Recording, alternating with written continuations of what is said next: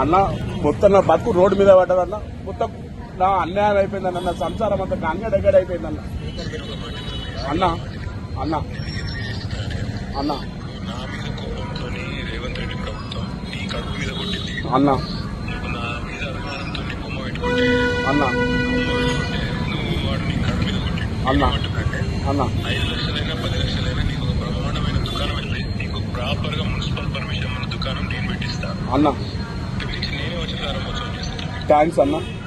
ఇక ధరల గిర్రాలు పని వాళ్ళు మళ్ళీ చూసుకుందాం. వాళ్ళు అట్లా కాదు గింత సార్ సార్ వాళ్ళు పక్కడగాళ్ళు దుకాణం పెట్టించే బాధ్యత నాది. సరే సార్. అన్న ఫోన్ మాట్లాడి నువ్వు బాధపడదు, నీకు మేము ఉన్నాం.